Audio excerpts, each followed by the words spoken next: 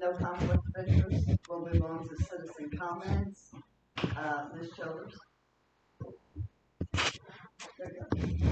My question is about early leaving, and you're not on top of those, but it's on our road, and I want to know what the plan is for that. I couldn't find my way in. So is the being not being done? She'll be discussing it tonight. Well, I'm asking you the question now. That has to be. You don't mind? This time is for citizens' comments. It's not necessarily a question and answer. Okay, can I ask the board, have any of yours been done? Have any of your streets been done? Most streets. Okay, well, I would like to see ours done so we can watch people go by. We have a busy street, so please keep us in mind of it.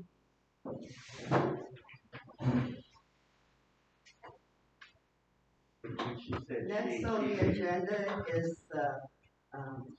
the consideration, discussion, and approval of all available and appropriate bids, potentially reject insufficient bids, consider qualifications and bids of various contractors, and selecting contractors to perform work on Bevil roads using city, state, and federal grants and otherwise specifically designated funds. Do I have a motion? Do I have a second? Any discussion? There's a lot of discussion. I mean, I'm actually on the agenda to discuss it. I mean, we're gonna vote on it before we discuss it. No, we brought Victoria in to be able to answer our question. So, will we let Victoria Yeah, go ahead and we'll give go our ahead and presentation first and then have discussion? Sure. For those who don't know me, my name is Victoria Dye, and I'm with LJ Engineering. We're the consultants who are working on it's GLO Harvey Infrastructure Project. So the city was awarded some money through Harvey Infrastructure to do some road improvements for the city. The amount that was given for that was $1,696,600. Now those funds are directly coming from the GLO. That, in addition to that, FEMA has also indicated that there's some allocation that they are also giving the city, and that is for $336,851.52. Now, the way GLO funds work is that generally the funds can be applied to roads that provide a citywide benefit, and that means that we can't just pick roads like side streets to do. The citywide benefit is generally a big factor in the selection of roads. And you will see that in this map, the pink roads that are highlighted are the roads that LJ put together in what we consider a base bid package. So we have Sweet Gum and River Bend, and I'll go into Inwood in a little bit, but Sweet Gum and River Bend we know are the two main roads that service the city. So that's a pretty obvious decision to include into the base bid proposal. Now, the reason Inwood is selected is because when FEMA came out and did their assessment on the roads, Inwood, for some reason or another, FEMA indicated that that road in particular was going to get quite a bit of money to do improvements on, and in the sum of $100,000+, and I can go into detail on that later. But a lot of the other roads that they assessed were not quite getting that amount. Some varied from $5,000 to $50,000, and Inwood got quite a bit. So the reason, and that being the reason why Inwood was considered part of the base bid package. Now, when we go out and put bids together, generally we try to kind of anticipate what we think the numbers will come into. And we generally try to keep it within the available funds. And so that's why we selected these three particular roads. Our engineer's estimate was going to be about 1.8. When we went out and advertised the project, we got 3 contractors who bid on them, and all the numbers were relatively close, 1.5 to 1.7. And so that was really within the budget. And so, so that tells us that the selection of the base bid roads were pretty good. So let me go a little bit through that, in which we did get 3 bidders. We did get 3 road contractors, all local. We have Alco, we had LD Construction, and we had Gulf Coast. I'm very familiar with all of them. I work with a lot of, I've worked with all of them, so they're all qualified to do the roads. But Alco did come in at the lowest bidder at 1,515,649.68. And so, going through all the numbers that everyone provided, there's no discrepancies in their numbers. Like I said, we checked the references and they're qualified to do the project. And their working days on this was 85 working days. And so that's actually the lower of the number of days compared to the other contractors. So our suggestion is that, you know, the city moving forward select Alco to do the project. Now, when we go and determine which additional roads can be done, because like I said, you know, your grant allocations give you guys about 1.8 million to work with, and Alco came in at 1.5. So that kind of gives you a little bit of extra, I quote, extra funds to do additional roads. And so we know that,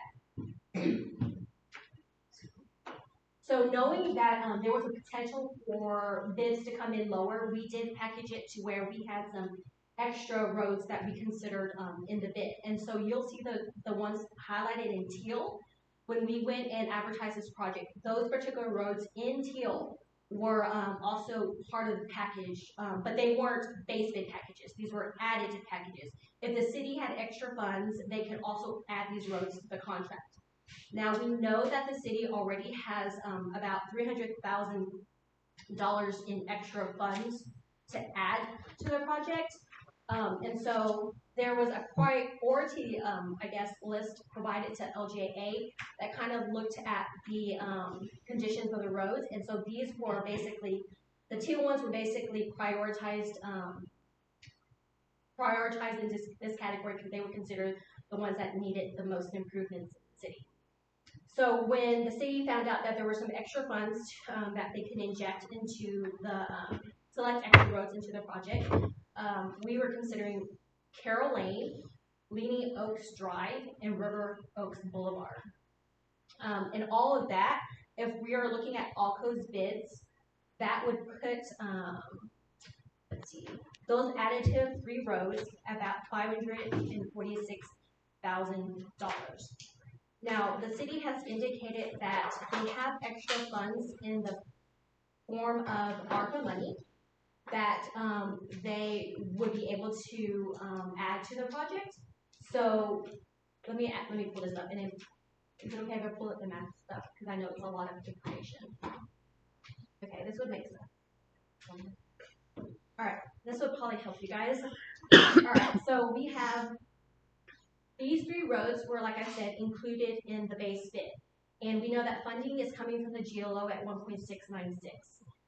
FEMA, for these particular 3 roads, are providing this much for those specific 3 roads. And like I said, repeating that Inwood got quite a bit amount of money. So the question of why is Inwood getting this? It's back in the city, it's a side street, it doesn't service anyone because it's in the back. But you can see FEMA is giving the city reimbursable free money, $135,000.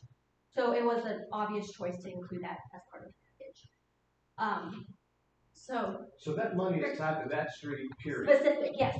Another thing I have to mention is FEMA's money, although you guys are getting 336, whatever, I'm sorry, I don't have the numbers on $336,000 from FEMA. Those funds from FEMA are road specific.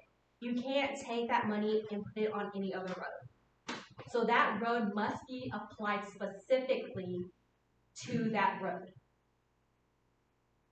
Who decided the roads?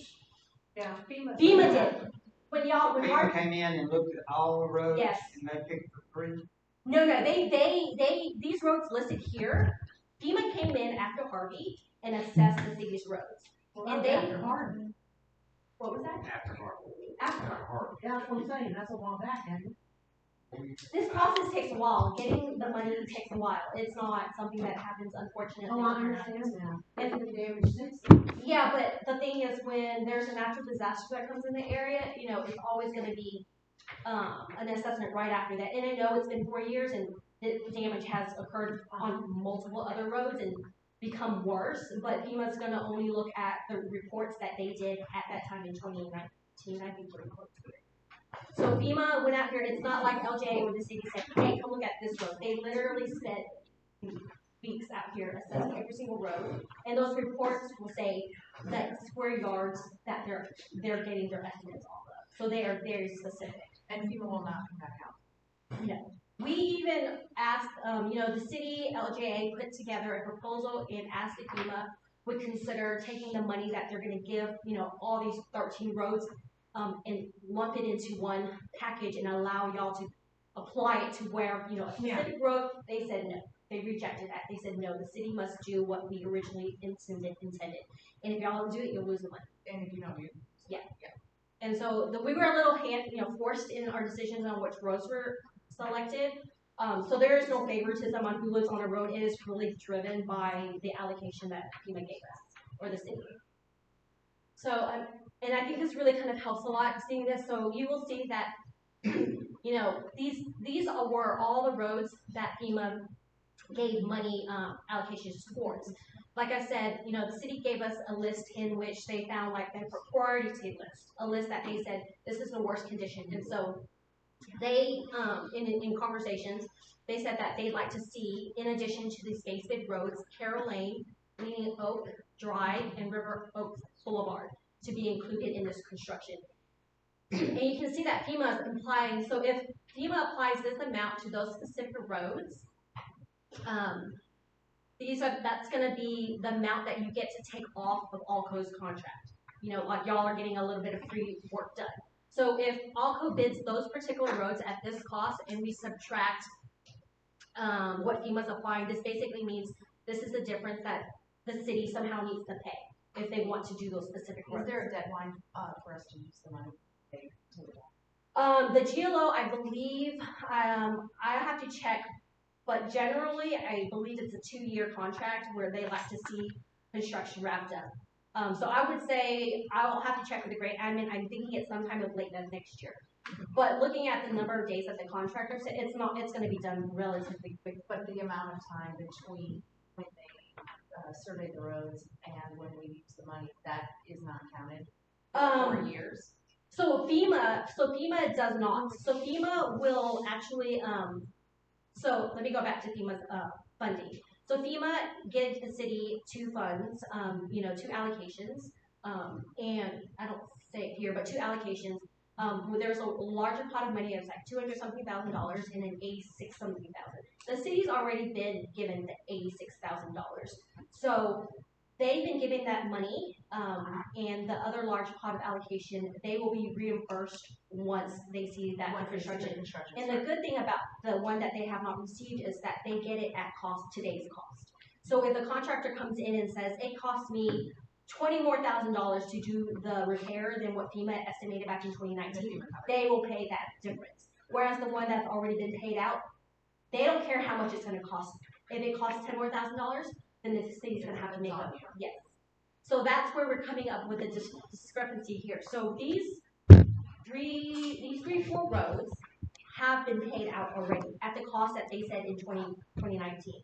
And so the negative here is what the city is going to have to make up because it's much more than what Allco is bidding at. Well, Allco bid at a certain cost, and FEMA said it was much cheaper back in 2019. And so that's where the difference is right here. But for the roads that are part of the allocation, that's going to be reimbursed at today's cost. It's not going to cost the city anything if Allco, is going to cost more to do it. So there's a little benefit in that, but then the benefit is the city's going to have to make up for some of the funds here. Yeah, I think a lot of the citizens were just confused on how FEMA works and if We are still confused. and what they give and what's the take and who gets to select things and stuff like that. The flow of information needs to be greater, so then the frustration will be less. Yeah, so I think I got a little bit of that information that there was kind of information going out there that these roads were selected because of favoritism or whomever lived on the road. That's not the case at all. Like I said, FEMA came out here and made an assessment on their own, and that's what they came up with. During the bid meetings that we had there, I specifically asked you, gave you the information for the roads over at the lady said, and, Correct, so partially, and I guess I didn't understand where your question was coming from. So the list of the roads that were part of the additive packages were added to the proposal because Doug, the Doug gave us a priority list of the ones that were in that condition. And so that's how we selected which ones were gonna be added in addition to the base main, if that makes sense. Some of the frustration also came from, there was no one else, a Ward 2 council person and a Ward 3 council person included in that survey or whatever that is, but there was no representation from Ward 1 included in that survey. So, I mean, that makes it makes you wonder why that Ward 1 wasn't included in the survey. It's just what they were doing. Now, on the other hand, we specifically told by Mr. Mullins that he and Doug, the two Dougs, went around and picked the road. And then we were specifically, we have it on, I'm not going to argue. Show me But I'm sure you'll. it will, sorry on you. But anyway, we're getting off stuff. Now, then we also had them come back again and say that they had nothing to do with the picking. Probably remember that. Of the FEMA, we did not have a choice. That's exactly what I said. The main roads FEMA picked. Right. You guys went around and revisited all the other roads and made a list. Then you went through and picked those things, right? Yeah, so, I'm sorry. Okay, since a lot of new faces is just now coming in on some of this. Okay, and let me explain how some of these came about. Okay. Back last summer, or last spring, we made a list for the county on prioritizing which roads that we wanted them to do, put on their priority list. Okay, so that's when we went around at that point in time, what roads needed the worst. Okay, things changed, we know that. Okay, so when we were told at first that the GLO grant was going to pay for chip and seal on all of our roads. Okay. Then they turned around and came back just a few months ago and said, no, we want y'all to move forward with this, so we're going to allow you to use hot asphalt. Okay. That changed the whole scheme of things. Take that. Pardon? I said, take that. We didn't think we'd be able to afford it. We didn't get as much. Yeah. stuff.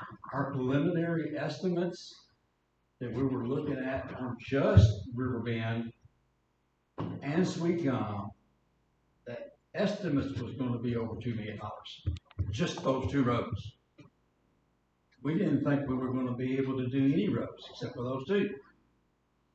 So, but we went ahead and submitted our priority list to them, thinking that we may be able to come up with some city funds or something to help get some of these other roads done. That's where that list came from. Okay. So we were shooting in the dark because we didn't know if we were going to even have any funds to hardly work with. When you say we, who are you specifically saying? Talking about the city. Don't include me because I wasn't involved. And I'm sure Sharon Mitchell wasn't involved in it. I know Ms. Potro wasn't involved in it. So when you say we, who is we? We went out and did some work in the city, just like you do sometimes, but because we were trying to help the city out, give something to the county that they can go by. They weren't being brothers, we weren't trying to put them Okay, over. in case y'all don't know, or may not know. We No, that didn't makes know what the grant would cover, and we were shocked when we found out the grant was gonna cover as much as it's going to. That makes sense. Which means they can city funds now and give it to the county to. That's one of the things, because we know it's not included in the or the FEMA, but we can use city funds to do that with the county and buy buying the extra, we're gonna be back off them. They will get third load in spring, March or April, I believe it comes in, we're gonna pick it back off them and get their cost at it. It's railroaded in, they'll bring it in, and they'll put it out here, and they will get to the extra roads we need to. I mean, this is one of the things that they would. Oh, I didn't mean to. Well, it's separate, the two were separate from the grant. It's okay. So does this have to do with, at the last meeting, Doug had talked about having city funds to purchase materials to have on hand? That's for the county. The county can get out here and do, okay. We need to have it on hand for them when they get time to do it. And then when we found this out, that now we can tell them specifically, we definitely need roads done, and start from there, and we're getting roads done, it's covered, the GLO's covered, but we didn't. So that's a good thing. So this map will show you guys, basically the, assessments that FEMA did, and these are the roads that FEMA gave money towards. So I mean, unfortunately, all the roads didn't get funding, but a good portion did. It's a process. Yeah, so I mean, for you guys to start crossing things off, that's a start. Where exactly are the rumble strips gonna be?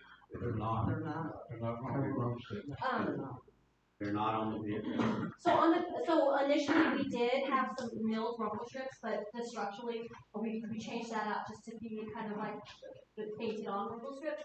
But they are on there. They're going to be where y'all currently have them right now. The stop signs right here at. We do have them designed if the city opts to. Okay, but we're gonna go ahead and. Do it like. We have to. It was in the bid, so we have to go ahead and award it. Okay, but we're gonna do a change order. Yes, if that's what the city decides to do and doesn't want to move forward with those rumble strips, you can, but we just have to award it up front and then remove it from the contract. Right now, we have $13,700 devoted to rumble strips. Sweet Gum and River. That'll go back in the pot. That'll just be that much money that we're gonna have to come out of the city funds that we're gonna have to pay. We got like 50-something thousand, we're gonna have to pay out of the city funds. So that'll just stay in the city funds. So there's no way we could know that we weren't gonna have them. I mean, if they showed up on here, I can know that this was false. They were presented to the public as they were going to be part of the contract. Are you talking about the rumble strips? Yeah, and I mentioned this before, we can't do any change orders or remove anything until the contract with the contractor is executed. So it's a change order, but it has to be done after the fact of the contract review. So the contract will have to be for the amount of the base bid and any extra roads that the city wants to add.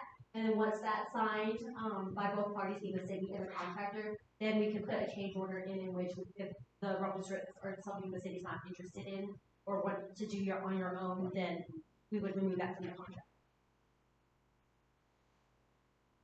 And that's because you can't alter it before. Yeah, legally, we cannot change a contract as it's written and was publicly presented to everyone, because that's an unfair advantage. Yeah. Not only was Alco the lowest bidder, they got the quickest turnaround time. I mean, theirs was 85 days, Gulf Coast was 87, but LD Construction was 200. And LD's, I think the approach to LD is they just have a lot of backup of projects, so this was going to allow them the ability, and it's not ideal for them to kind of come in and out, so that's why, but generally, the numbers that you're seeing from the other two contractors. Okay, and keep in mind too that those days, those are working days. Not weekend. Okay. No. It's not saying that they're gonna be done in that many days. It's not gonna happen. Dry season. Okay. It's Rain delays, weekends. working days are Monday through Friday. Holidays also, with it being November and December, we know that there's going to be a lot of time off from people, so just keep that in mind. How long? Explain to them, because I know we discussed this the other day, and how long of a turnaround time to get them mobilized. Yeah, so if the city, selects them as the contractor, I would notify them tomorrow and give them a notice of award. Tell them to go ahead and get their bonds together. That's something that they need to pull bonds and insurance. And it takes anywhere from 2 to 4 weeks, just depends. And in the meantime, we are getting our contracts together to be bound. The attorney's gonna have to review it, sign off on everything. We generally see maybe 4 weeks. I've seen it to where it's 2 weeks. It's really a lot of people at play. If they get their stuff together pretty quickly, we can get it turned around quickly. And then we'll get a start date. Yes, and we also have a pre-construction meeting, so the contractor would sit down with both the city and the LGA and make sure we go through the scope of work, make sure we all understand what's going to happen, and then from there we get an NTP notice to proceed from the contractor, which I've reached out to them and they're ready to go. They're like, you guys let us know if we're selected, we will start pulling what we need. So they're ready. So Alco's ready to mobilize Yeah, their equipment? as soon as we get an executed contract, they are ready to go. And according to some of the contractors that I've talked to, as far as the temperature being able to lay hot mixed asphalt, between 50 and 70 degrees Fahrenheit, both surface temperature and ambient temperature, to be able to lay it. How are they going to possibly do that in winter? So there are temperature constraints also, but we don't have such cold. We've had cold winters here in Texas, but it's not enough to completely delay us for a month. So the temperature is up the pace. It has to be a rising. It has to be I don't know off the top of my head, maybe like 50 or 60 and rising. It can't be dropping temperature. And most of the times, by the middle of the afternoon, we're really warm. So obviously the contractor knows that if it's cold temperatures, they're not going to lay asphalt because what's going to happen is it's going to crack warranties on them. They're going to have to come back and redo it, and they're not going to want to do that. So they're going to make sure that when they're working, the conditions are right. So it doesn't force them to have to. What kind of warranties do we have? So the contract is a 12-month warranty. So once we are complete, the city and LGA and the contractor will do a final walkthrough in which city and we'll just basically walk all the roads. Anything that the city doesn't like, what's repaired at that time. And then after we sign off on that, which is called the COCC, Certificate of Completion, Construction Completion, the date on that marks a 12-month warranty. So within 12 months, if the city sees any cracking, anything developing, you guys notify us, we tell the contractor, and they are required to come out. I just wanted to tell you that I asked my Doug, earlier today. I texted him and I asked him about this temperature thing because he's from Iowa where it's really cold. And my Doug said that down here you can do it on your round, as opposed to Iowa. Yeah. DOT has some specifications that you have to go by, that you're supposed to go by, and not for being able to lay it down. You can lay it down year round, no doubt about that. You can lay it down with water or whatever. But the material and the structure is not going to have near the lifespan than it would if you did it under the correct temperatures and under the correct moisture content of the ground after they fill it up and after they stabilize it. They roll it and they put the asphalt down on top of it. You wouldn't have near the lifespan. Yeah, you can get it down. Okay. You can get it down.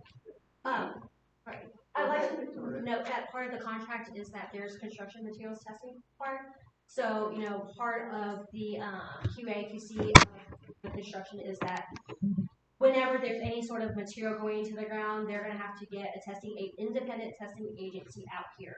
Our LGA representative will be there at the same time, in which they're going to have to meet density requirements, compaction requirements. We're going to need to see those reports, and that becomes part of our project. Just like if you see some failures on the road, it's because you guys didn't meet the requirements. So that's another, back check to make sure that construction's done. Can I ask who's going to hire the testing lab? The contractor has he's able to select. That's not a good thing because they work together. I do this kind of business, and that's not a good thing. The city needs to hire them, or somebody else. The contractor doesn't need to hire his own testing firm.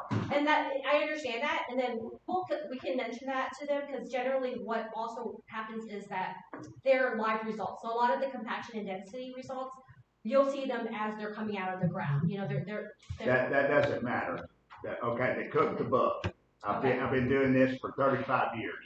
You do not ever let the contractor hire his testing lab.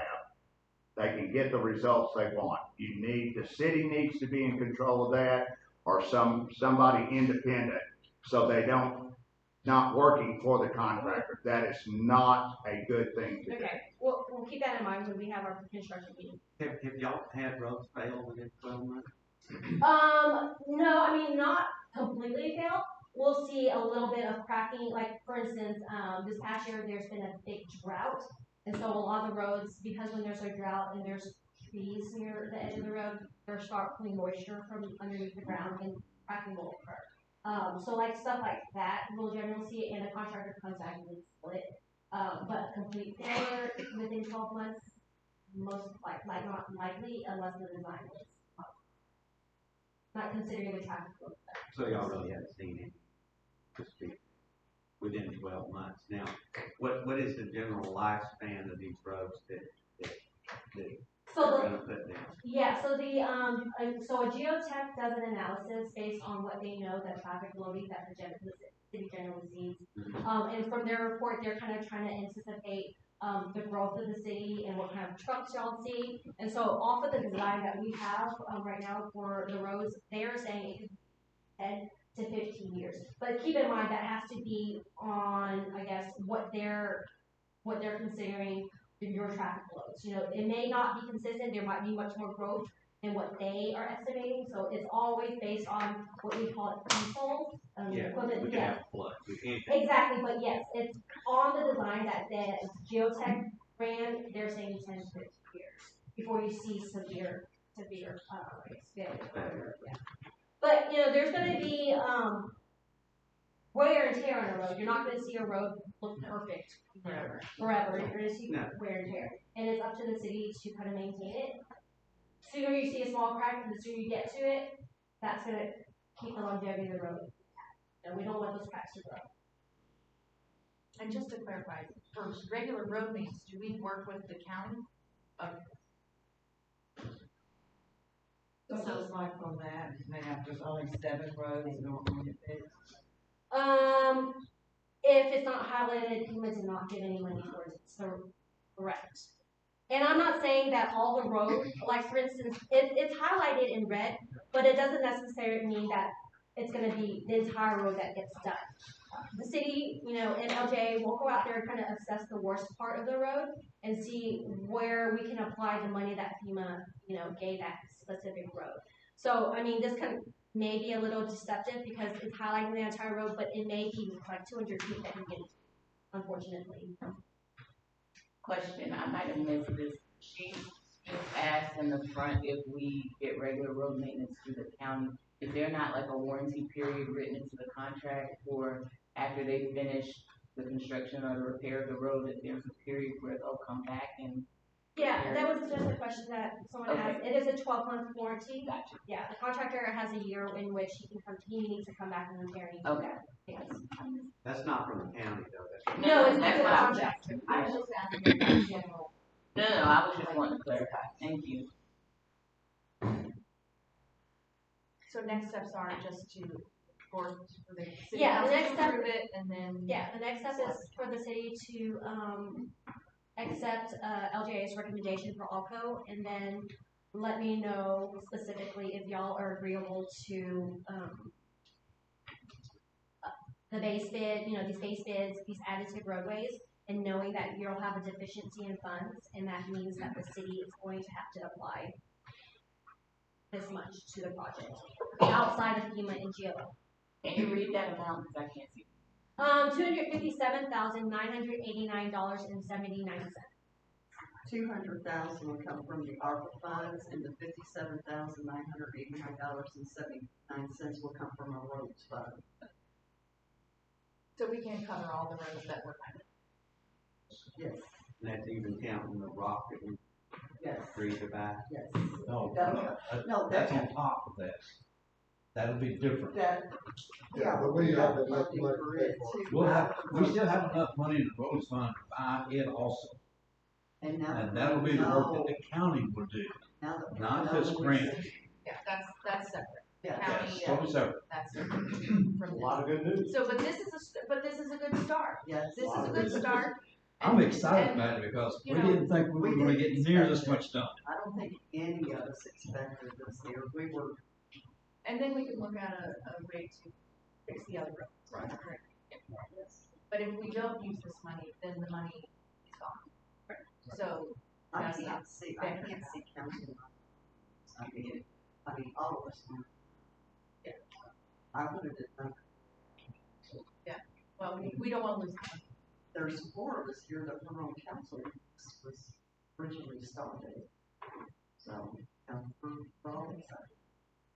So for some of y'all that may not have heard this, we've already talked about it several times, but the FEMA part is what they call pothole repair. The way they define pothole repair is they take that whole section, cut it out, take it all out, put all new in. It's not like what the county does now, coming and throw some asphalt in it. So, I mean, they go all the way down the face, they redo the base and everything. Because it's governed by FEMA, it has to be done correctly. Yes. Because if it's not, FEMA will come back and they will string up that contractor, and I've seen it done. Yeah, so FEMA after, and GLO generally doesn't do this, but after we're done with the construction, FEMA's gonna come out and they're gonna assess to make sure that repairs were done, at least according to what, they said should have been done. I mean, there's gonna be methods that are gonna be different, but at least if you're doing the intent of repairing a road, then they'll reimburse the city, but if they see something different, they're not gonna reimburse. And because it's dictated by FEMA, arguments about the roads are irrelevant. Correct. Okay, everybody just keep in mind now, and I'm sure you already know this, and if I hadn't thought about it, there will be road closures, okay? I was just thinking.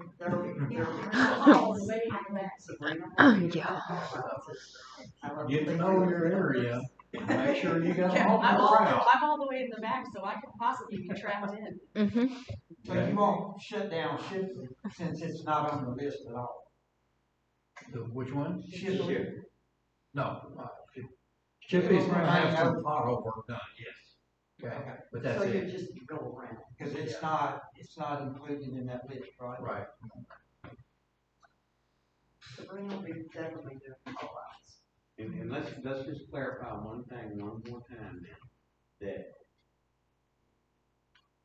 according to FEMA or the GLO 1 or 2, that these roads had to be beneficial to the majority of the citizens throughout the city of Bevil. Is that correct?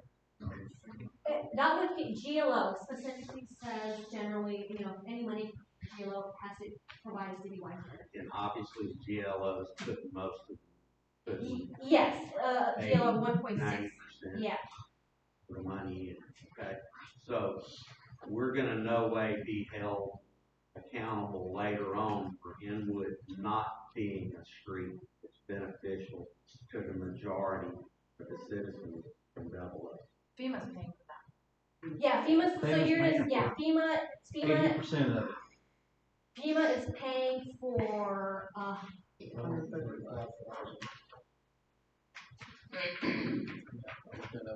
yeah, FEMA is paying 135,000, and I believe the contractor's bid came in about. I've driven down, it's not great. That's for asphalt, blacktop, and Yes, it's for asphalt. Yeah, the entire contract is for asphalt. If you go through a counter, there's more houses. We have any further discussion? We had a motion and a second, all in favor? All opposed? You are following the recommendation of all kinds.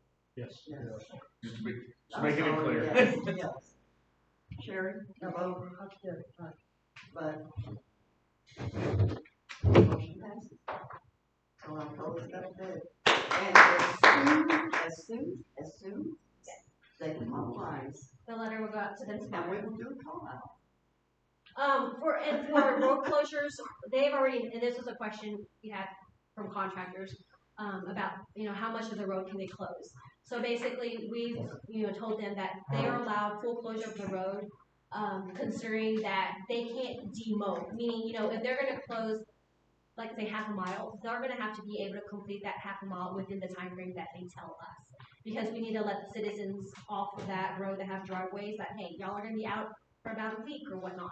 And so they're gonna need to, so that means they're gonna most likely shorten the length of their closure so that they kind of move along and not, disturb everyone much. So, okay, so they can't do, like half the road, in like they do in a lot of areas, do half the road, half one side, and then the other side, they can't do that. No, the city is allowing full closure, which means the work is gonna go by a lot quicker. Because they're not gonna have to do one side of the road, allow traffic to come through, which kind of delays, construction. So if they get full closure, that means quicker turnaround. So, We're gonna let them decide how they want to we do live it. on a Yeah, that's cul-de-sac, and the previous contract did not include the round circle, the cul-de-sac. And they just ran their scratch and grab machine all the way to my driveway, took the end of my driveway out, and then just went straight on out. So the wings were never done.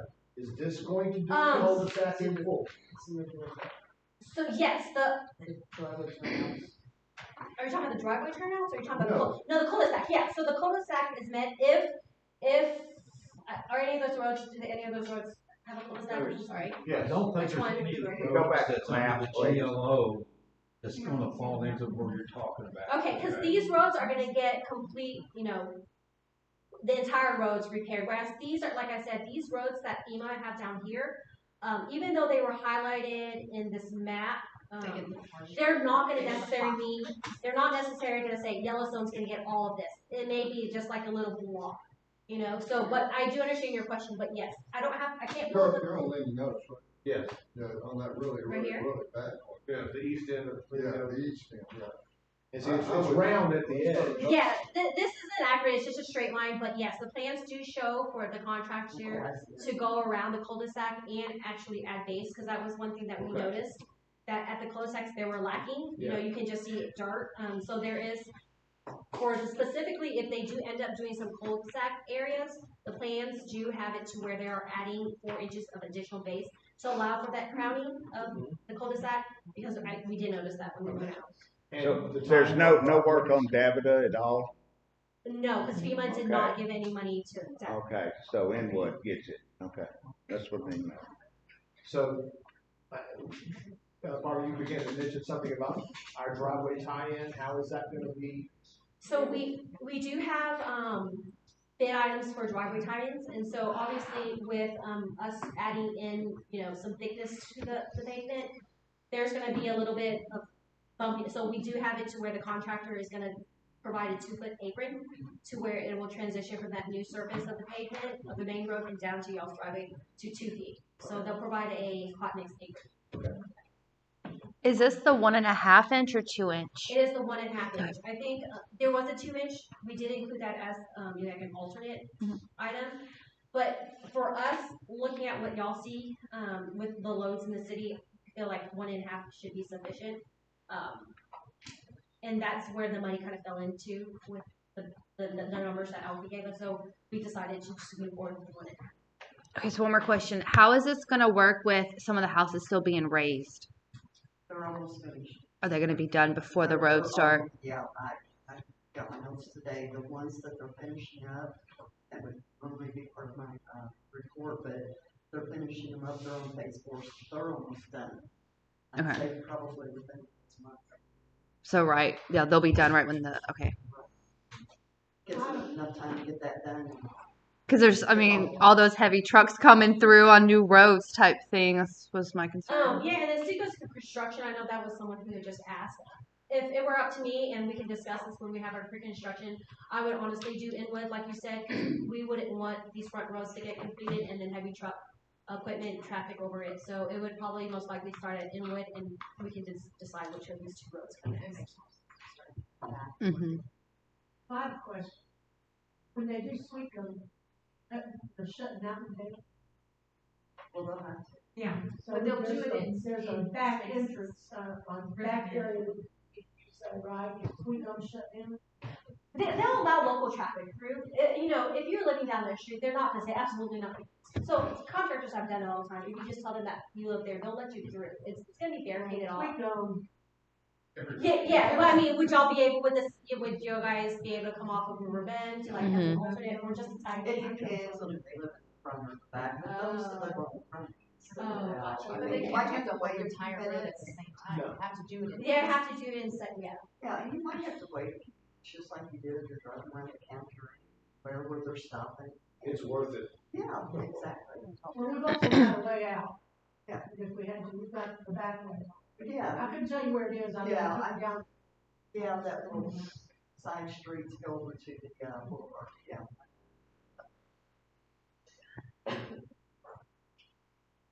Okay, Victoria, thank you. We appreciate it. I think she needs a big round of applause.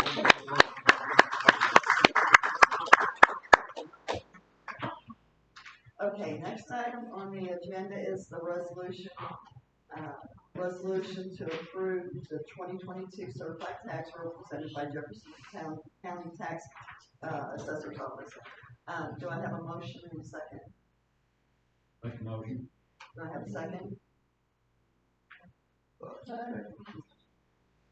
Okay, and I'll read it. It's what we do every single year to collect our taxes. Be it remembered that at a meeting of the City Council of the City of Bevil, Texas, at which Word was present, held after proper notice according to law on October 20th, motion was made by Doug Emmons and seconded by Bud Martino of the following resolution will still be adopted by the vote of the City Council present and voting as follows.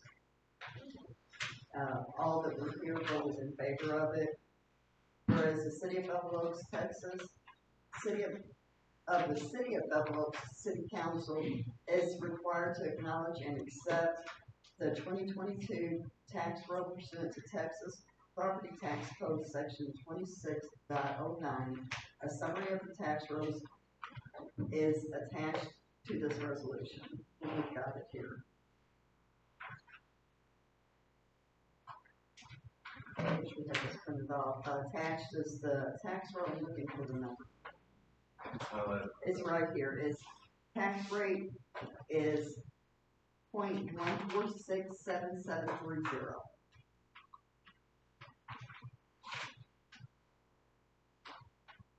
Any further discussion on this? All in favor?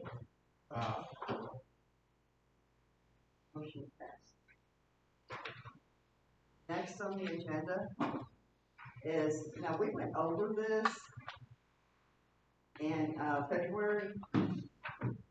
It's the consideration, discussion, approval of ordinance for energy declining to approve the change in rates requested by Energy Texas.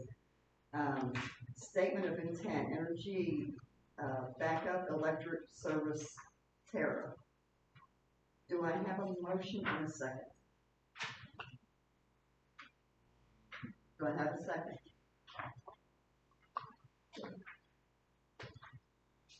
Any discussion? The reason this is being brought back to us, that they said now it has to be an ordinance form. It's the same thing that we voted back in February. It had to be an ordinance form. It could no longer be a resolution.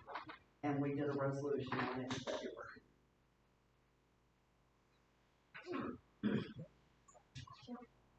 It's gonna be an actual ordinance now, right? It's, all we're doing is changing it to an ordinance. Yes, that's it. Thank you. It'll have to be revisited. Exactly. This is during the tax roll every single year. And they always tell us, vote against it. And they're gonna do what they're gonna do in reviews. Any further discussion on this? But one thing we did do is skip over the people that signed the card. I already got it. I got one. I'll have one. I mean, they told. Okay, we'll get to them then after we're finished with this, because we can turn it before 6:30. Any further discussion on this? All in favor of,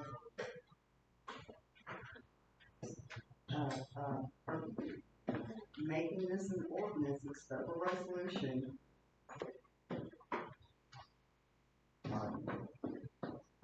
But, Sharon? Motion passes.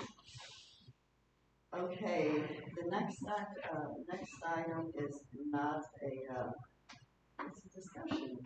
It's, Aaron Jenkins. I'm sorry, what? Before we start.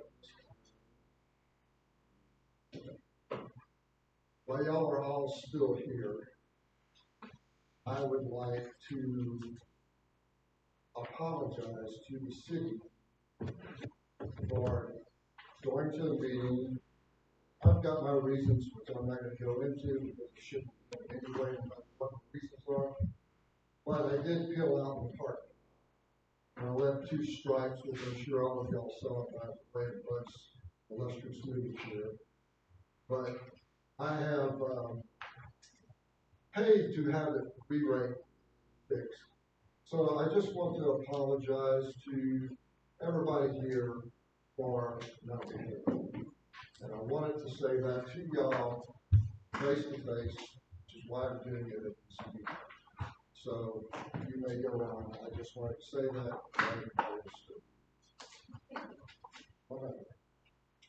Okay, next we're going to let Ms. Erin Gentry speak about the proposal for organization of community development. So basically, I've talked with some other people in the community, and we would like to start a community development group that is community-based. So it wouldn't affect you guys, it wouldn't cost any city funds or anything like that. If we did need to use the park or something like that, then we would pay for it. We are just asking that you allow us to use the city's green spaces, to set up for Christmas in the park or craft fair, stuff like that, to use stuff like that. This is something that I've done in Arizona and in California. I'm very familiar with it. I would be running it, and then we would have a group of people putting it together just to bring some more community to the area. We have little kids. I've just purchased a house for my son and his daughter. They're having a baby in January, so we're going to have a new baby. California, I do a cookie decorating for the entire neighborhood.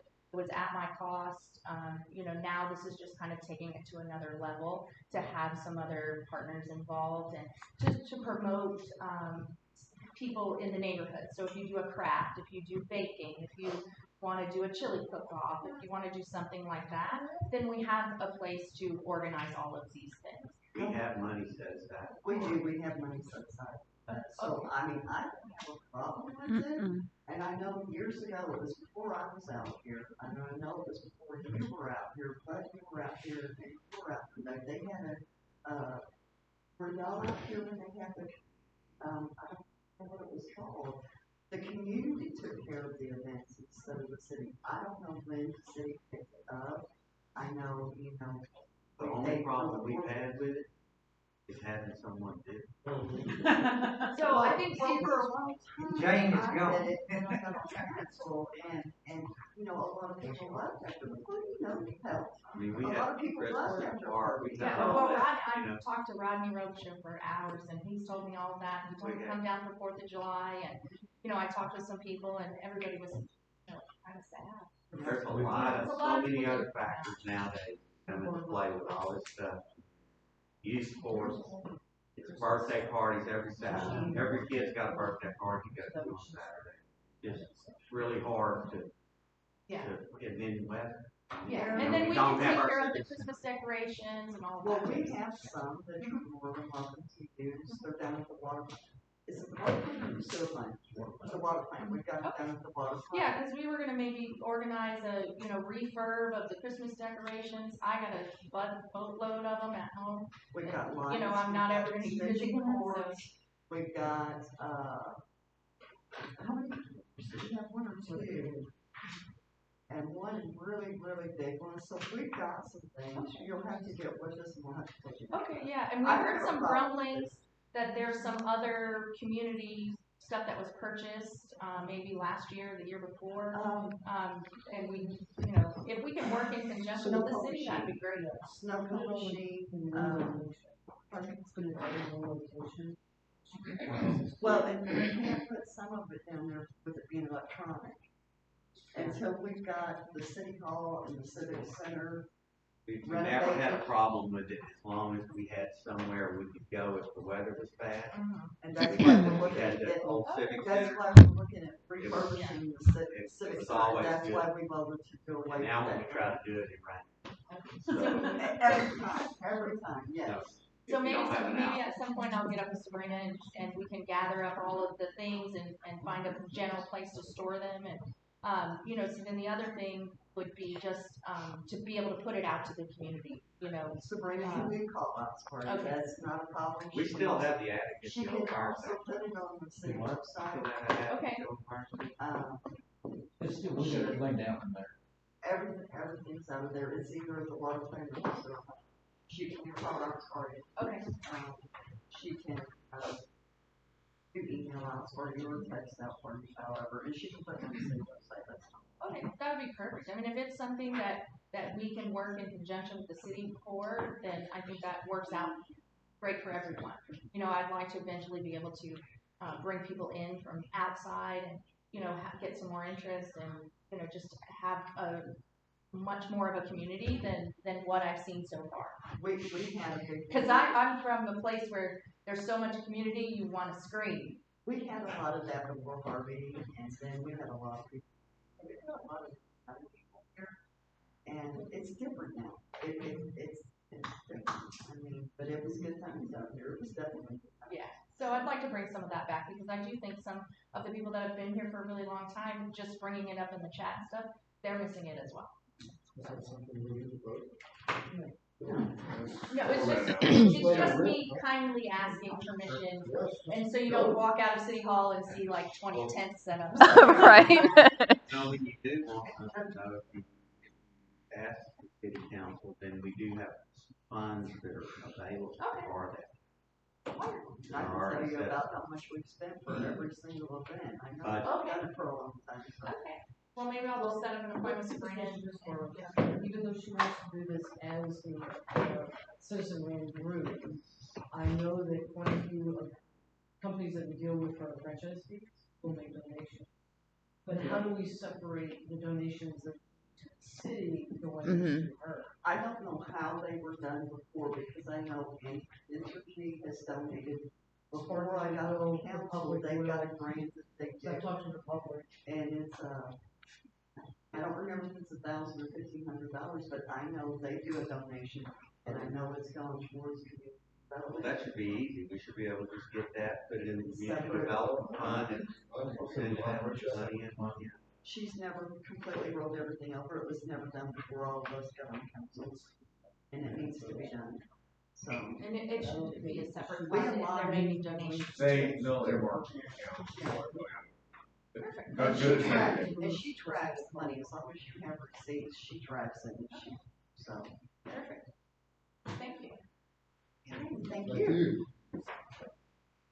Okay, before we go any further, I don't know how this got put at the bottom, but, we need to, review and approve our consent items, the financial reports for the city and everything we do every month. Do I have a motion and a second? I make a motion. Second. Any discussion? Yeah, I had one question about on the, I'm ready for that. Under public works, by chance? Because there's something new underneath there, and I've got notes on. Okay, back on August the 12th, and this might address party thing. I'm reading out of the Hartfield Law Firm. A meeting with the mayor and Ms. Botro on a number of issues regarding the governance, including management of abandoned houses and impact of the public works of part-time employees and cancellation of elections. cancellation. Some, I believe in, I don't know which word it is, but there was only one person that was running. So you technically cancel that election, so it's not submitted on the ballot. What happened on the meeting with the mayor and Ms. Botro regarding the, management of abandoned houses? So a large project that she's asked me to evaluate and research is the ability for the city to take action on abandoned houses. And it requires a lot of notice, it requires the enforcement of, like Howweed ordinances and things like that. So that, and she wanted to determine what, like self-help, and then also what can we do to abandoned houses? In theory, What can we can we raise them and all that stuff? And we can, but you have to take a lot of steps, and you have to find it's just it's a project she's asked to look at. A lot of people complain about the abandoned houses, and she's asking for the legalities and the qualifications. Yeah, no, I mean, I complained those before I got to council. I was on mayor's board from a year after Harvey, and here I am the mayor, and I've been mayor almost a year now, and I'm still complaining. How do other cities, like the larger city of Beaumont, handle an abandoned house that they got the money? It's one of the most. But do they just take them down? Do they resell them? Do they tax them out? That's a complicated answer, but I have a little because here's ultimately what happens is the money spent on the abandoned house was raised. We have one example of it where we tore a house down, and for 8 years the cost of that was a lien against it, and ultimately the property was sold at a sheriff's sale. But at that auction, they have no obligation to recover our funds, and the purchaser only needs to meet the delinquent taxes, not the other lien. And those liens are extinguished at the sheriff's sale. And so that's been changed. To some degree, that's been changed.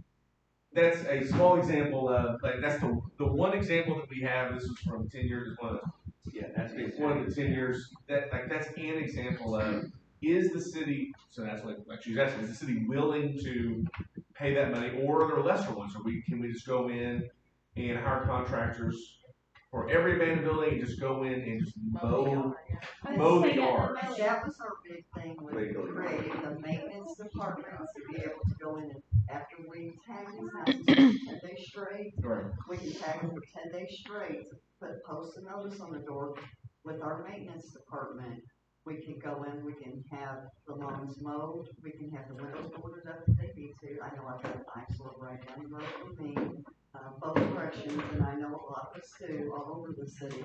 And that's one of the things that we were looking at doing, and who can legally do it? That was the huge thing. If we can do that, because Sherry Mitchell and I have talked about it, if we can do that, who can legally do it? We have the city ordinance in place, which is 260.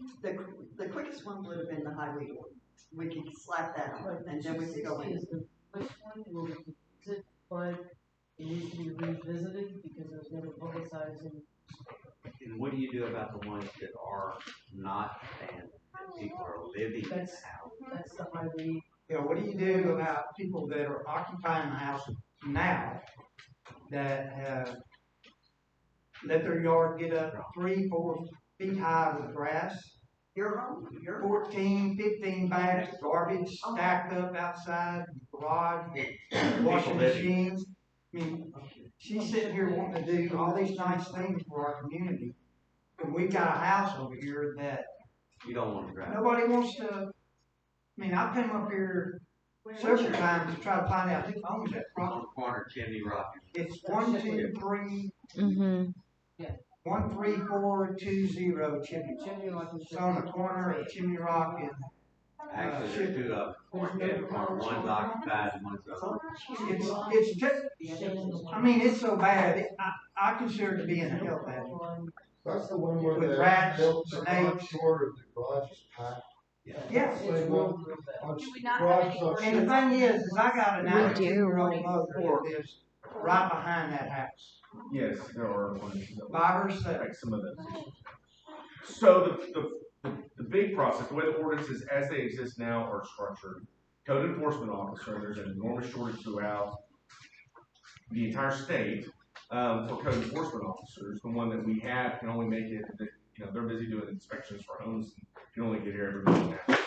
So that code enforcement officer starts initiating it, and in theory, we could go to municipal court, impose the high weed ordinance, do that, hold them accountable under the ordinances. So an ordinance is in place, but as a practical matter, it's difficult to do. That's why we were looking at the mayor and for. So how do you find out who owns the property? Not code enforcement. Jefferson County Appraisal District gets records of ownership. They have records of the ownership of the people Yeah. that are actually paying taxes on the property more than paying. Some of them are non-existent. And some of them are dead, and so the estates haven't been probated, so it's not always easy to find out who the owner is. And if the city takes action, you have to give the owner notice because you can't deprive someone of property. And it's a constitutional right? So you have to give the owner if you can discover the owner. And so it can be arduous, but there is a process. But I would say one of our biggest needs is replace our code enforcement officer because his bandwidth is limited too. But under the highway, the mayor can go out for one per appointees, I don't care who it is, he's slack. We can self-help on the highway. We can. We hit him with the high weeds how many times before? 10 times. We hit him with the high weeds for 10 times and then. You put a lien against the property, and if anyone ever wants to sell it, in theory, the lien will be paid off. This particular interest in this particular time, the people that are living in the house are renting the house, so they don't care if you put a lien against the house. Okay, so they're renting the house.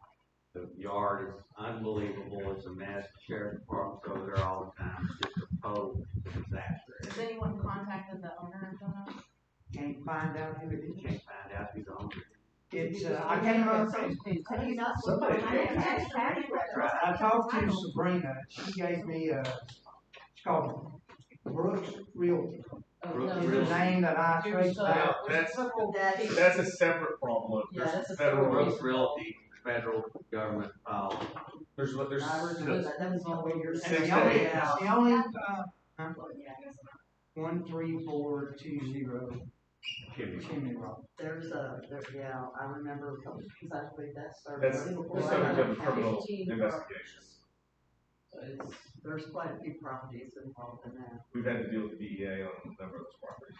The sheriff's sale, though, the one by my house, for instance, okay, the sheriff's sale, I've contacted them, and the back taxes on it haven't been paid in 7 or 8 years. And so it's a good one to go up for a sheriff's sale. But there's a company out of San Antonio that has a $27,000 lien against that piece of property that has to be tore down. Okay, so who wants to buy the piece of property from a sheriff's sale and then pay the $27,000 lien that's against it? Now that company has come to me and told me that, hey, we'll reduce that number. I said, no, you'd have to completely do away with that. You need to buy that house. You know, it's already going to cost me $10,000 or $15,000 to clean it up. So if I buy it and give you all your tax money, I'm gonna be $20-something thousand into it by the time I get it cleaned off. Without your $27,000 per year. Well, does somebody need to initiate this process, like turn a complaint? Is there a form to submit to the? Yes. Because I found the form on the website, on Double Oak's website, but Ms. Mitchell was telling me that all those bylaws are not, they're worthless because, I mean, so I don't know where to go from here. Sounds like the website needs updating. Well, the updating of the ordinance has to be. Oh, I understand. I mean, I can print the form out, I can file the form with Sabrina. You know, I asked her if the city had any plans on doing anything about these houses, and she said, oh, well, we're working on it. Well, you know, that's been, I mean, this has been going on for a year. What's that? I would definitely do the form and turn it in. Okay. I mean, if that's something you can do. Okay, any further discussion on the consent items?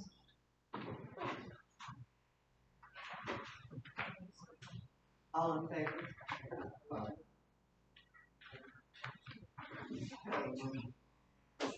Next on the agenda, did we have somebody else? Yeah, I had actually. Can I get your slips, please? Yes. No, take it up. I'm sorry. She'll follow you. Yeah, she will. Thank you.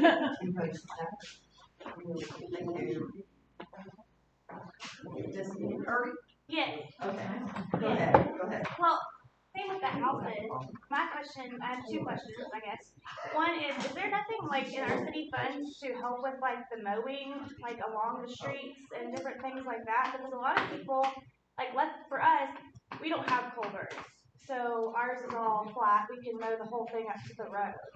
But I agree with her with all the community stuff. So you're not going to pull in good families when like the roads just look awful all the time.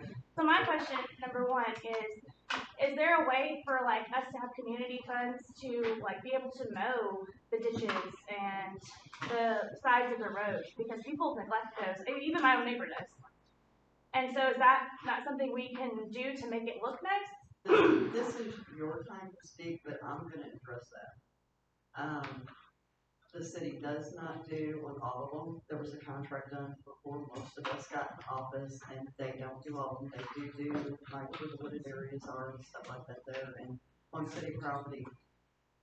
But when we get our maintenance department and get a mower lot or a tractor lot, we can have somebody out here doing this mowing and getting. That's my opinion, but council's gonna have to vote. It is a citizen's responsibility when it's on the property. But that's not considered their property, I thought. It's in the easement. This has been discussed many times. Go ahead. Sorry, it's the first time. No. But I mean, obviously it's a concern, right? Like, if that's someone's brought it up 43 times. We had it in the mowing contract to mow on the corner of Black Gum, Sweet Gum. It looks horrible there. It has to be, it's this high out in the street. Okay. Black Gum and Sweet Gum. Black Gum and Sweet Gum, the corner right there. We used to mow that all the time. That was in the contract. In the contract with the mowing contract. That got taken out when Bruget was dealing with the people down there, okay? And Ms. Botro, we don't have a mowing contract anymore. Right, So and why? I can't go to the guy and tell him to say, hey man, you didn't mow this over here, because he's just gonna tell me, hey. Do we not have the money for that? Is my question. So when the city takes over the mowing itself, then the ditches and the spaces will be. They can be, but the council will have to address it. And I apologize for interrupting you because it's not our place to answer you during questions during your session. But since this is one of the things we have discussed and council agreed to hire a maintenance department, that's one of the things. But should we go out for contract on the grass cutting until we can cancel the contract with a notice if we go out for bid on the mowing and we actually have a contract, we could have some of these areas mowed that you're talking about. Okay, it would be in a contract, or they would have to do it when we do, or if we do, actually create a maintenance personnel. If we do, And how long do we think then we it'll can take? cancel the contract with the mowing people. Mayor, I have some properties in several different cities, but some in Beaumont, and there's an ordinance in Beaumont where you're responsible all the way to the street, okay? And I know we may be a little bit different here, but if I was living in a place and it had a ditch in the front, and I did not respect myself enough in my community to mow my ditch, I don't understand that. And if each individual at their property just took care of that little bit, and it's not that much to do, then to the road, just for your own personal well-being, I mean, it's not that much more to do. Why would you let your ditch grow up, and why should the city have to, the taxpayers have to pay to mow ditches in front of your home? That's my question. Yes, ma'am. In front of our house, I can tell you that our ditches get full of water. And you can't go through there. My husband has brought a lawnmower, and he does sometimes go dashing through there and water goes flying at him.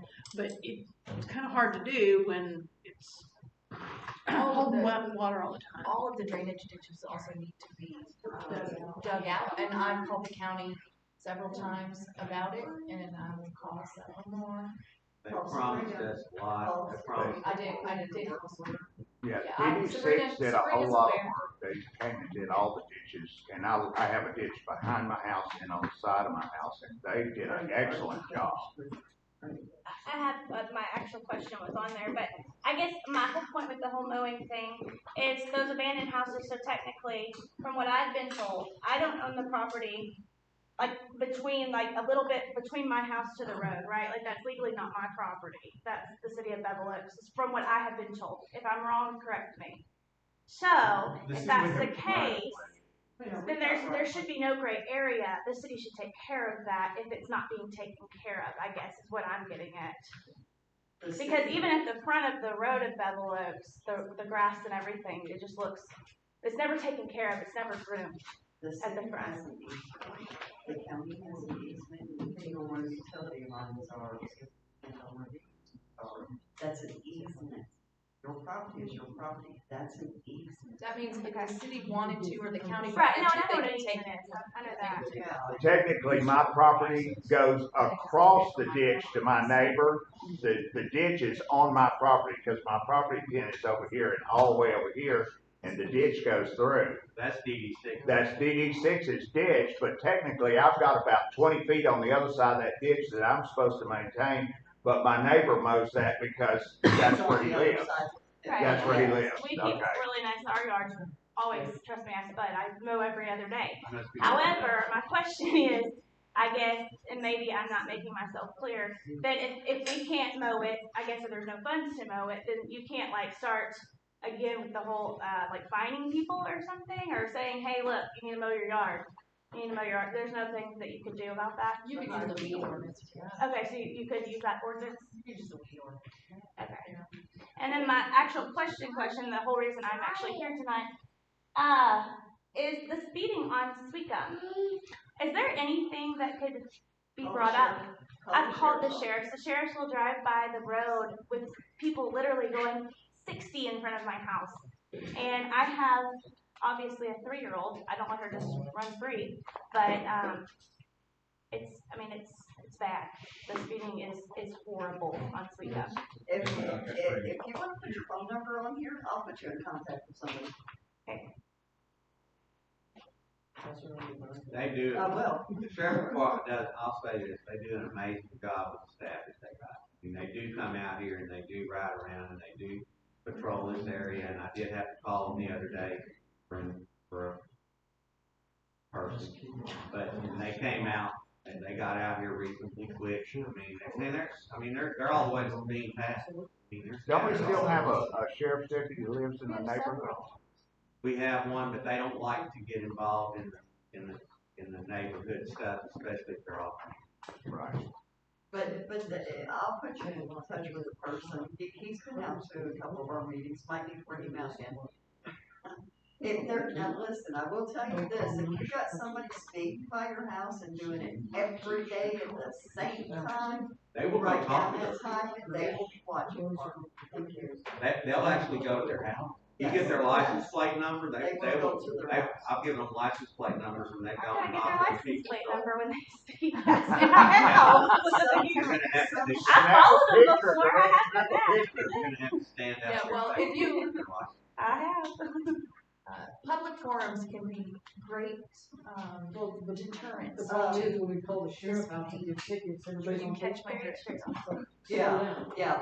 Don't put it on Facebook when the sheriff's office is out here. I know.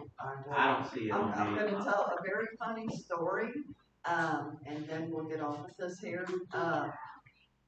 Right before Harvey, we flooded. The year before Harvey, we flooded in 2015 in the fall and 2016 in the spring, and it was the week before June 16th in the spring. I know this because my daughter had the baby the following week. And we had somebody who lived down the, street from me in the curves on rubber bend who drove through the floodwaters and stopped in front of our house. I said, how high is the water? And she said, it was up over the hood. She just drove it on top. I pulled it out. She took, yeah, you pulled it out after it set. She took off down the road, not being able to swim, a short little thing, and rolled up the window and went floating off the road. I called the sheriff's office. But after that happened, I told him, I said, you sat right here. They're gonna know that you're in my driveway and you watch and you see how many people are down there with that barricade. He was pulling over left and right. He was sitting right by the road and they could see him when they passed our house and they were so. That's the reason why there's gates up there now, so when those roads close, those gates will be closed. You will not get through there. That was a very scary thing when that lady floated, because she was a little bit short thing. She was scared to death. My son, who's 6'4", our neighbor George, who's not here tonight, and somebody else was at the house, went down and had a rope, and they waded through that water, and it was chest deep. No one knew there's alligators at the time out here, and they waded through it to get her out and get her to safety. But yeah, I called the sheriff's office. I believe I saw your video. Did you? Yeah, it's still out there. Yeah, because she just floored it, and in the conversation, she floored it and went straight into the floodwaters. Don't do it. I will call the sheriff. I mean, don't do it because you're putting. I say I'm not going to come down there and get you out. But in Arizona and California, they have something called an idiot law. And that means that you drive through floodwaters and you get stuck, you have to pay the price for anyone to rescue you. It's your responsibility. They don't put it on the county or the city. Well, the first responders that came out did not go out to rescue her. It was so then they stood and watched before they brought her back. And like you went down 2 weeks later when the water went down and milk with in your the car. Just a gallon jug. So yeah. So yeah, call the sheriff's office. I haven't numerous of times. But I'll put you in contact with somebody that can help. But let me know what time. And anybody else that needs to give me your phone number and I'll have you find it. You can tell me the time and where and what color vehicle you can get the color. So there was a time, I've been out here like 62 years, and there was a time where we actually had a marshal out here, and we had a deputy out here. And they enforced the traffic law, and they wouldn't always write you a ticket, but you didn't speed, you weren't going to get away with it. And unfortunately, the sheriff's department, like Bud alluded to, they're very busy, and they'll do something about it, but having the presence of a police officer here, and in answer to someone's question about can we get the sheriff's department that lives out here, one, they're off. They don't want to have to do other stuff, and I get that. But I don't know if that's something that could ever take place again. The problem with it was, I know, because that's the legalities of it. I mean, Sour Lake almost went bankrupt over what happened with their officer down there a couple of years ago. We would be liable, even with liability. The climate has changed. If we afford it, what happened? I mean, we wouldn't think everybody's good. But what would happen if, what was it, a month or two ago, they had the high-speed chase that ended across the street from Margie over, that started in Overton. What would have happened if it would have been somebody from here and he would have shot that person or something would have happened? The city would have been liable. It boils down to money. It does. And it's not only money, well, it is money because you have to pay for the training. Absolutely. I mean, I have gone back and forth. I've sat down with Dante and we have talked about the pros and the cons. And the con is you have to have more than one marshal. You have to have somebody on call 24/7. And there's no jail available. And there's no jail available. And the city's liable for the cost of imprisoning them. So if they arrested someone who had a cancer, then we're paying for them. Back then it was a simpler time. I mean, it's crazy because I went through all this because I thought, I've heard the people talk about it. one of my dear friends, her uncle was the marshal out here, and I know her, she used to live out here. But it was a different time then. I mean, I wish we lived in that time. We literally had an Andy and a Barney. Yeah. I mean, for real. They were like that. But they got the job done, but they were really nice people. But they did enforce the law. Hey, the old mud, office already has bars on the windows. Just gotta have the training. You actually have to rent those beds. Oh. At the Jefferson County Jail, you have to rent those beds whether you have anybody in them or not, so that they guarantee you jail space. Wow. So, It's crazy. And during COVID, you know, when they didn't want people in there or they weren't releasing people, you were paying for that. You know, you got COVID at the time, you were paying for that. Must be great, that's over with. And, you know, but it's crazy. I've approached this from so many different angles. I know you've talked to people about it. It's crazy, though. I would love to see it, but. Yeah. Just on an offhanded question, would someone get in trouble if they mowed someone else's ditch? Someone would have to complain about trespass, and that's not I'm just. Yeah, but that's when some of that stuff's so high you can't, like, I mean, we have a zero turn, but we can't, it's so high you can't touch it, like, I mean, my thing will be bogged down. Yeah, no, I'm just spitballing here. Yeah, I'm just thinking it's it's tough to all get trash. that could be part of the community because all of its jobs. Well, let's volunteer. I'll help you. One of those is coming Yeah. on my yard. Any of that, the county issue? It's not bad. Ditches, and not mowing, no. The county mows out 105, and they mow, depending on their mowing, he's told us 1 to 3 times a year, and I don't know, but that's on the county. But that's all county-wide. DD6 just left from here, they just got through mowing the ditches out here. They're spraying, they're now starting to spray the bottom of the ditches, y'all see them out here. Don't we gotta dig them out first? Would it benefit them getting them out first? Like the one in front of, the one in front of my house?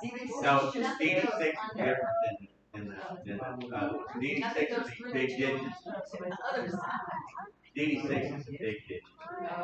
You're talking about the ones by the street. Okay, let's get back on topic, and I apologize, but I cut into your time. No, I was on there because I'm talking about about the road, about the drainage.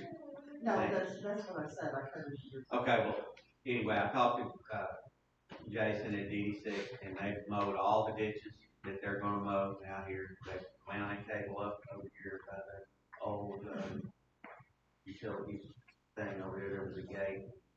Anyway, they got that hung up in there. It took them a while. They got it out of there. They got everything mowed, and they're starting to spray the bottom of those ditches. They're gonna spray, 10 feet wide, depending on how big the ditch is. They're gonna spray the bottom of those ditches and keep them sprayed. And that guy said you're gonna see him out here every month. They're gonna be out here doing some spraying. And it's a 6-wheel Ranger side by side with a big tank mounted on it and stuff. And they have it's nice stuff. And they're gonna try to keep our ditches sprayed. And as far as that other ditch that everybody questions, goes across Sweet Gum, from Sweet Gum back in to go into the other ditches. We've had 2 people that have declined to give the easements on that ditch. The first one is a long one going across, and then there's another guy bought a lot next door to Mr. Ritter's house. He bought a lot there, and he declined to give them the right of way back there. So that they're unable. They went back, they drove across Mr. Ritter's yard, sprayed the ditch back there, but that's all they can get to. They don't have any easement. Yeah, their equipment's big. But but that is now going around from the backside to get that easement. So eventually we'll get that easement, and we're gonna take it. They're gonna take it. DD6 will take it, so that they'll be able to maintain that property. So, but they have to be able to maintain big equipment. There's no weed. You can't get it. So they gotta be able to get equipment in there. They gotta have to be able to get it. But they did a good job, and this should be the last time we're gonna get that east ditch is mowed. It looks great. Anyway, Anybody else have any reports? The only quick report that I got, like I touched on earlier, is all the houses right on the elevation grants are on phase 4. As I've said before, there's only 4 phases.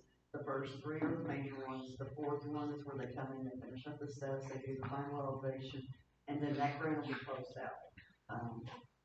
So they're almost complete. So by the time Victoria, the attorney, and all that paperwork's done for the roads, this will be done.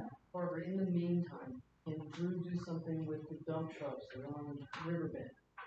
They're gonna be up and down on the road. I think it's more the dump trucks at this point. Yeah, it's way more because, now I haven't been it's hazardous. down that section, but they're bringing in and out every day, heavy equipment, because it's right in front of my house. And they're dumping all types of stuff on that property.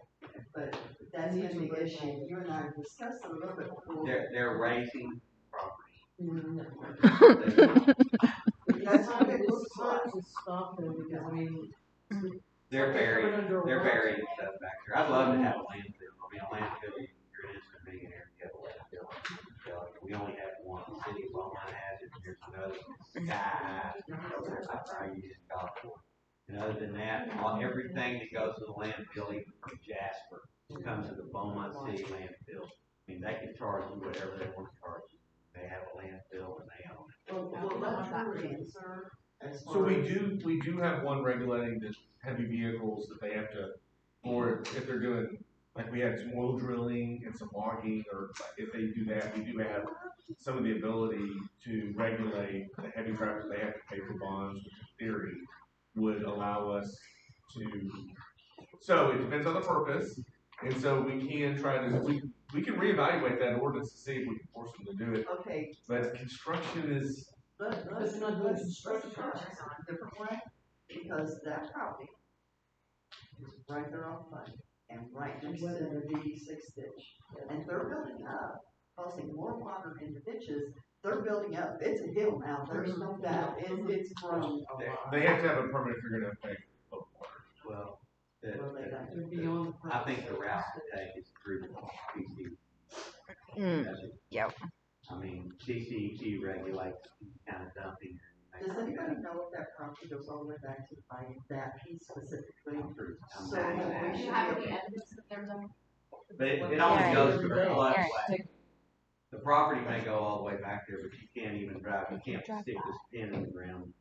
Once you get to the floodway, you're done. You can't drive a saw in the ground. You can't. I think my husband right, that's what I'm wondering. but the thing is, It doesn't go that far.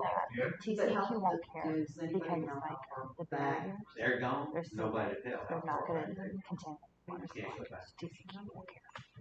Nobody knows how far back. It's tree stumps and stuff. Like I said, the only way to really regulate it is, the only thing to do is maybe get Sabrina to call the TCE and have the TCE come out here if they can find them there. Okay, they're not there much, but if they can find them there and go on the property and take some force action. And I think once they take some force action, it can get real high. It's gonna get shingles and stuff buried. It can get real. That'd be nice to be able to dump that big hole. We essentially have some options. I think we need to jump on it pretty quick. Yeah, before our roads get started, I agree. Because if I think it's an emergency thing, that's a traffic. Do I have a motion to adjourn the meeting? I make a motion. A second? All in favor? Thanks, everybody.